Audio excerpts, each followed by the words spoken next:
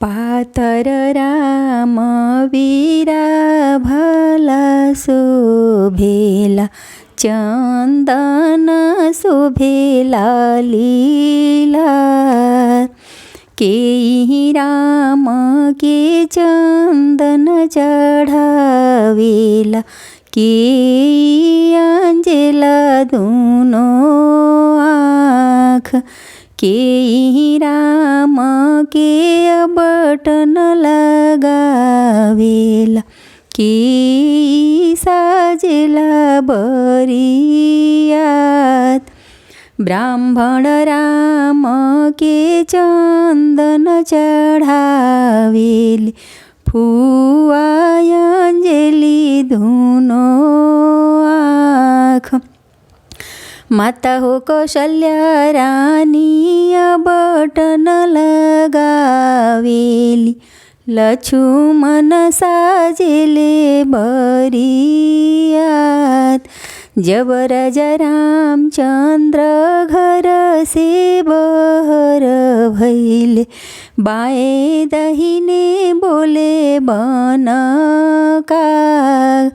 आगे ही बाढ़ की पीछे भैया लक्ष्मण, कगवा की करना विचार। कवन बचन भैया बोले बन कगवा हो, बाची सुनाहु मोहि देहु।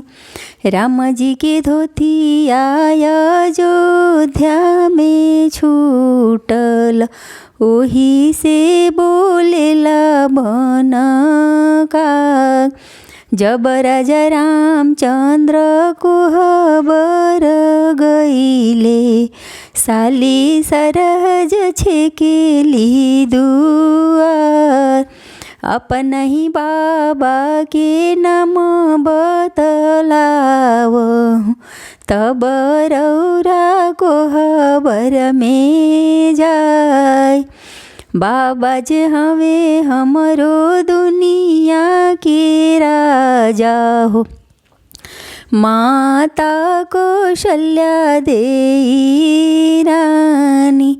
लीली घोड़ावा की लीली बछेड़वा, लीली हवे सुख पाल। ताई चढ़ी आवेले भैया भरत भैया, दतवा बिजुरिया की जोत।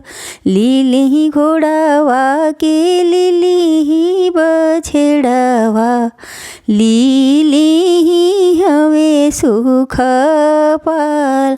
ताही चढ़ी आवेले राजा ही रामचंद्र, सोने के छत्र लगाए।